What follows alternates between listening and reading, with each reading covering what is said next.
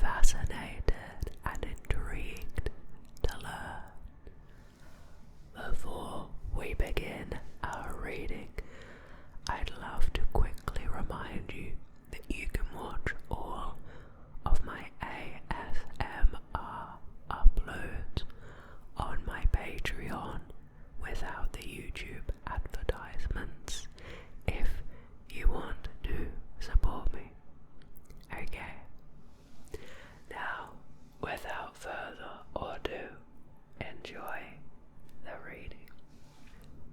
In the folklore of Lee County, South Carolina, the lizard man of Scape or Swamp, also known as the lizard man of Lee County, is an entity said to inhabit the swampland of the region.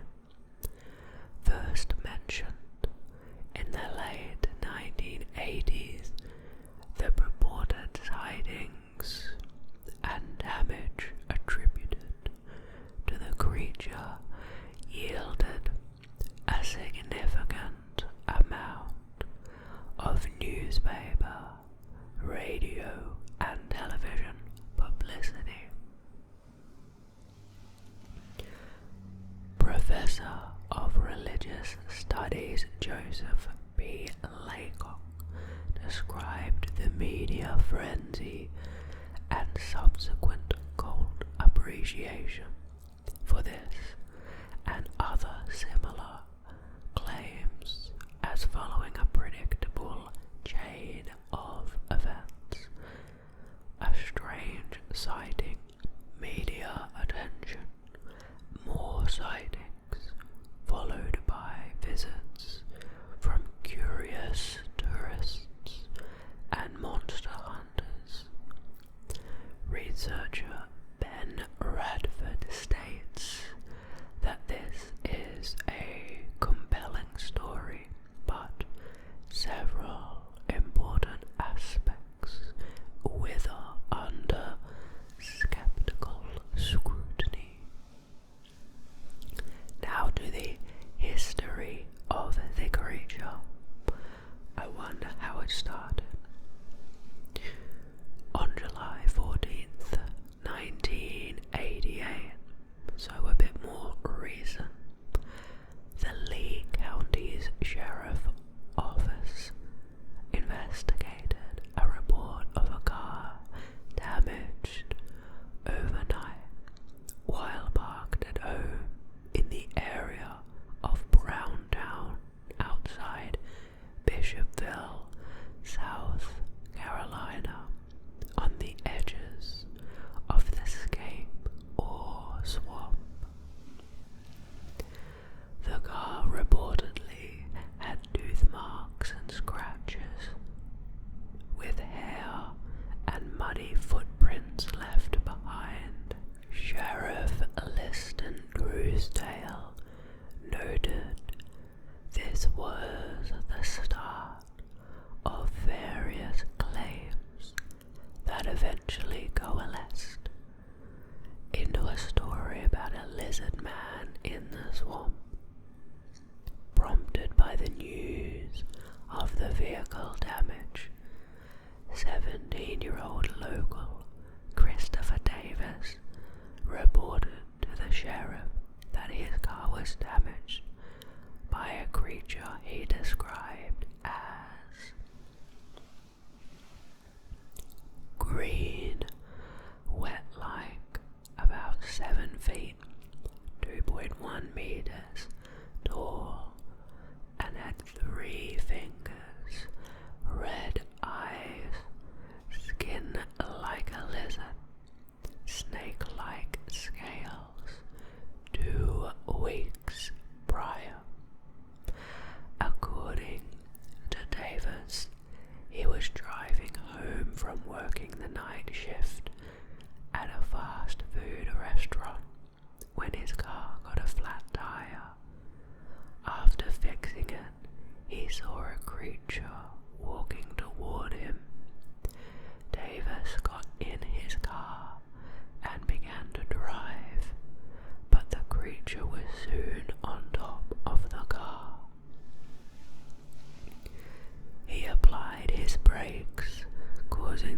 creature to roll off the car, giving Davis enough time to escape.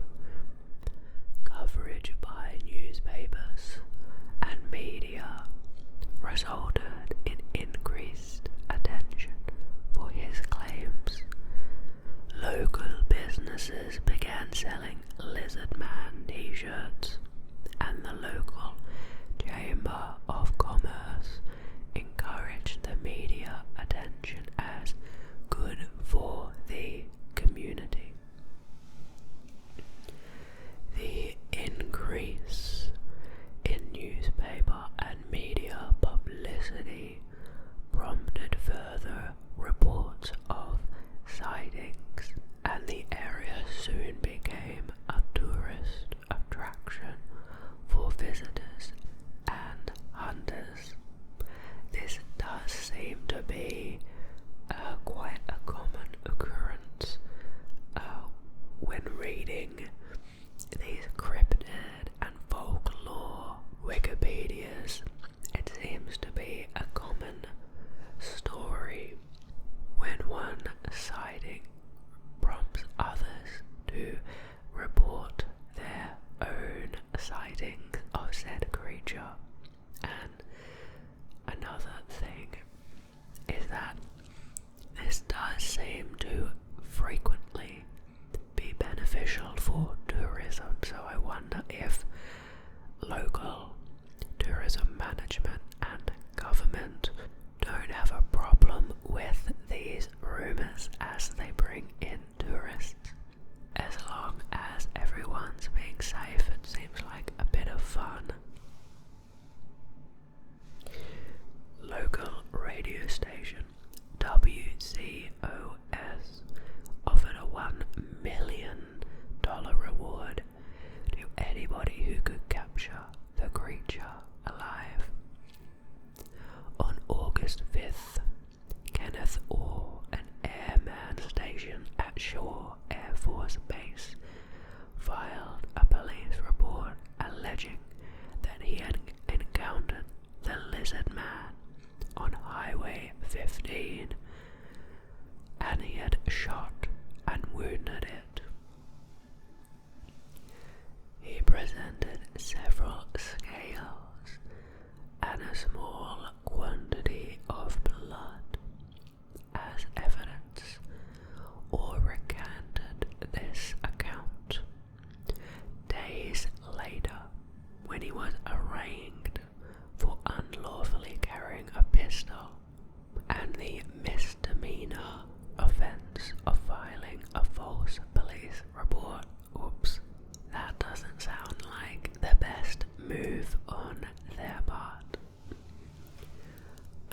According to Orr, he had hoaxed the sighting in order to keep stories about the Lizard Man in circulation. Reports of the creature gradually declined at the end of the summer. Local law enforcement officials speculated that the sightings were likely to have been a bear. Okay. In 2008, CNN mentioned the Lizard Man legend in a story about a couple in Bishopville who reported damage to their vehicle, including blood traces. The blood traces were subsequently found to be from a domestic dog, though the local sheriff suggested it might have been a coyote or wolf. In 2015, local television station WCIV featured photos and videos claimed to be Lizard Man, allegedly taken by Jim Wilson and other unidentified individuals. In August of 2017, the South Carolina Emergency Management Management Division sent a humorous tweet regarding possible paranormal activity during the solar eclipse that passed over the area, hinting that people of Lee and Sumter counties should remain vigilant for sightings of the lizard man. Well, that's fun, I guess. Now to criticism, and I'm seeing familiar names here already. Skeptical investigator Ben Radford states that the details of Chris Davis's story do not hold up under scrutiny. Sheriff Drewsdale stated that Davis's story never wavered, but Radford writes that isn't true. Over weeks and months and repeated tellings, the details changed many times, from having scales to the creature being packed with mud. How far away Davis was from the creature when he first saw it, and whether or not it attacked the car. Radford questioned how Davis was able to see the details of the lizard man creature at 2 a.m. when there was no lighting nearby, in a heavily wooded area, when the moon was not bright. If this was an aggressive creature, why were there no other credible sightings? According to Radford, the timing of Davis's story didn't make sense. If Davis saw the creature in the shadows while he was closing the trunk of his car, Davis still had to get back in the car and take off. Yet Davis claims that the creature was so fast that it caught up to the car. Reports vary, with the source that Davis told the police about the attack 2 or more weeks later. After investigating, Radford states that the polygraph test administered to Davis may have been a publicity stunt by Southern Marketing Incorporated, a company arranging personal appearances for Davis. Another curious issue was that there was no photographs of the damage to Davis's car, which provide some evidence that something happened. Newspaper accounts give various descriptions of the damage to the car, and in one local newspaper, Davis is quoted as saying he escaped with no more than a scratch on his fender. Radford states that Davis's report is quite literally incredible, riddled with both implausibilities and impossibilities. It may be sincere, or it may be a hoax, but in either event, no hard evidence of the creature has been found.